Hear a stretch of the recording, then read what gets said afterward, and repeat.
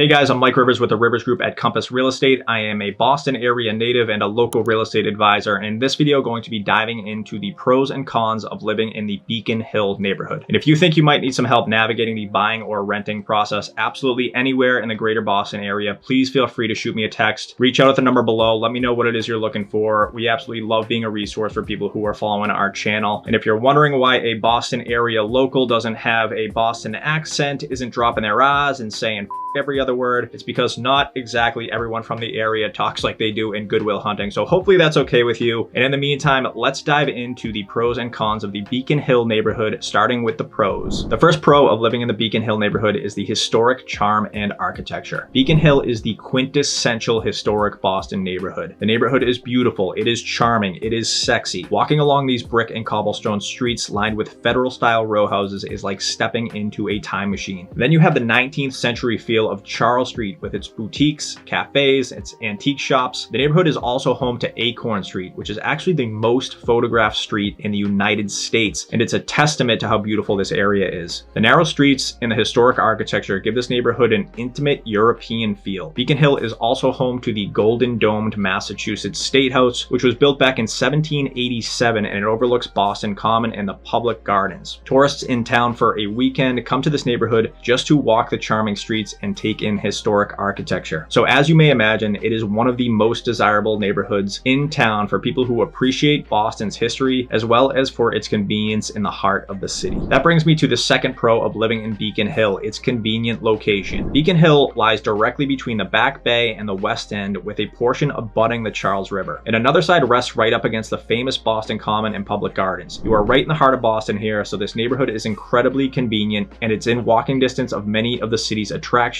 restaurants, shops, and the historic downtown neighborhood. Being one neighborhood east of the Back Bay means you're a little bit further from Fenway Park here, but slightly closer to Faneuil Hall, the downtown Boston waterfront, and the North End, putting a lot of popular destinations within a quick walk. You are also close to convenient subway stations and very near the central hubs where the city's train lines come together. So you can hop on a train to virtually anywhere in the city from here and have it be a relatively easy commute. The area is also just off the I-93 expressway, adjacent to Starrow Drive, and just minutes from I-90, making it very accessible by car. The next positive aspect of Beacon Hill is these distinctive boutiques and eateries. If you're a fan of boutique shopping and cozy cafe vibes, you're going to be right at home here. Beacon Hill boasts an array of charming shops and eateries, each with its unique character. The community has done very well in avoiding franchises and becoming overly commercialized. From little bookstores to vintage clothing shops, you'll discover hidden gems around every corner, and with the State House nearby, you'll of course have some politically themed bars and restaurants in the neighborhood. Another great quality of Beacon Hill is the access you have to the parks and green spaces around. Now, even though you are in the middle of the city here, you outdoorsy people still have some great options, including the Charles River Esplanade. This picturesque waterfront park offers jogging paths, biking trails, and serene spots to enjoy picnics, grab a beer, or simply take in the scenic views. It's an oasis in the midst of the bustling city. Nearby, on the south side of Beacon Hill, you have two famous city parks, Boston Common and the Public Garden, home to the swan boats and the origin of the Make Way for Duckling story. So even though parks and green spaces are a little sparse within the dense residential area of Beacon Hill itself, you are virtually surrounded by some of the city's best parks on both sides. The final pro I'm going to talk about in this video is the strong sense of community in Beacon Hill. Now, despite its central location, Beacon Hill maintains a tight-knit community vibe for a number of reasons. First, the historic preservation creates a warmer, more intimate environment that feels very European and gives a shared sense of pride to the residents. Also, the general scale, the narrow streets, the proximity of the homes in this neighborhood means people are actually physically closer to each other, and as a byproduct are better neighbors and a more tight-knit community. Local independent small businesses and limited development allowing those businesses to thrive adds a sense of community and pride that the residents seem to have here. Neighbors often know each other, run into each other at many of the local establishments, and events and gatherings foster a sense of belonging. It's like living in a very small town in the middle of a big city here in Beacon Hill, which definitely adds to the draw of this community. Now let's talk a little bit about the drawbacks of living in Beacon Hill. While Beacon Hill is without a doubt an incredibly historic part of Boston, that also means that this is an incredibly old part of Boston. And when you're dealing with very old neighborhoods in very old cities, there are going to be some potential drawbacks that affect your day-to-day lifestyle here. Obviously, this is going to depend on the price point you are looking at and the lifestyle you are accustomed to, as some of these buildings have made very expensive updates and renovations, and the price tag is going to reflect that. But be prepared for some things that are just going to come with old homes and neighborhoods, like uneven floors, no elevators, less efficient utilities, and narrow roads that are meant for horses and not vehicular traffic. The next drawback of Beacon Hill I'm going to discuss is the high cost of living here. Now, while Beacon Hill's charm is undeniable, it often comes with a heftier price tag. The historic allure and prime location mean that real estate prices and rental rates can be jaw-droppingly high. Some of you might need to do some creative budgeting to make the numbers work, but if you are comfortable paying top dollar, or maybe coming from another expensive city like New York, San Diego, or LA, you're probably going to be just fine with the price points here, considering all of the great benefits that come with this neighborhood. Now I'm going to run through some of the median numbers over the last 12 months prior to posting this, but with interest rates fluctuating recently, reach out to me directly to get some updated figures. Let me know exactly what you're looking for, what your price point is. I'll let you know what's available in the area that you might be able to get your hands on. So for now, let me dive into the median numbers over the last 12 months. Now we're going to start this off by taking a look at the median sales prices for condos over the last 12 months, starting with studios. The studio median sales price is $415,000, one bedrooms $690,000, two bedrooms $1.4 million, and three bedroom median sales price is at $3.4 million. Now we're going to jump into the rental rates for apartment units in Beacon Hill, starting with studios. The median sales price for studios is $2,250 and ranges from $1,450 all the way to $3,100. The one bedroom median rate is $2,825, ranges from $1,700 to $6,500. The two bedroom median rate is $3,850, ranges from $2,600 to $19,500, and the three bedroom median rate is $4,800, and that ranges from $3,400 all the way up to $18,000. And again, those rates are over the last 12 months according to MLS PIN, and again, those rates do fluctuate from time to time, so feel free to reach out and let me know what you're looking for. Now, the next drawback of the Beacon Hill neighborhood I want to discuss is the potential accessibility issues. Yes, Beacon Hill is in fact a hill, and can be quite a daunting hill at times, especially if you have some physical mobility issues, or maybe you're not very steady on your feet. And while the winter snow adds a really distinct beauty to this area, any precipitation at all makes these uneven brick sidewalks pretty dangerous. And while the residents and business owners do what they can to take the edge off in the winter with shoveling, sanding, and salting, it's definitely a factor if you're walking home from the market with your hands full when the weather is less than ideal. So if you're looking for one level living because your knees or hips are shot, it might be a safer play to look for a flatter, more accessible neighborhood, or at least one that doesn't have the word hill right in the name. Next up on the list of drawbacks for Beacon Hill is the parking, and this is going to be a factor for virtually every single neighborhood of Boston. But Beacon Hill's streets are especially narrow since they were built around 250 years before cars were even around. So like other neighborhoods, street parking is free with a neighborhood permit, but finding a vacant street spot can feel like a treasure hunt here. If you're lucky enough to find a spot, be prepared for some of the most challenging parallel parking of your life. Similar to Back Bay, you could spend between $90,000 and $350,000 on a permanent parking spot if you want to pay for a spot outright. $400 to $600 for the monthly rates for these garages and off-street parking, and $25 to $40 a day if you're going to be paying day to day. Now, the final drawback I want to discuss about Beacon Hill is the tourist traffic, which of course is just a byproduct of the many positive aspects of Beacon Hill. Its beauty is a double-edged sword. While tourists flock here to soak in the historic sites, they can sometimes clog up the normally charming streets. Expect some foot traffic, especially on Charles Street during the weekends and peak tourist seasons, which might occasionally disrupt your peaceful neighborhood stroll. But generally, up in the actual residential neighborhood of Beacon Hill, outside of Charles Street and Acorn Street, it is virtually all residential. It is very quiet, and you almost can't tell you are in the middle of a major city here. So it can be very peaceful as long as you're avoiding those main thoroughfares. To wrap up here, living in Beacon Hill is like stepping into a historical novel. The architecture, the convenient location, the strong community spirit make it an incredible place to call home. You can sip coffee at quirky cafes, stroll along the Charles River, and bask in the warmth of a tight-knit neighborhood. However, fair warning, your wallet might need some extra love, parking might test your patience, and you'll have to share the streets with some fellow history enthusiasts exploring this captivating corner of Boston. All in all, Beacon Hill is a truly unique place to hang your hat and an incredible place to call home. Again, guys, if you have any other questions about Beacon Hill or any other neighborhood in Boston, please feel free to reach out to me directly at the number below. Follow me on Instagram, shoot me a DM, let me know what it is you're looking for. I'm happy to see if I can be a resource for you, and if I can't, I'll connect you with someone who can. And in the meantime, feel free to subscribe to our channel for more great information about real estate in the Boston area. And thank you guys so much for watching.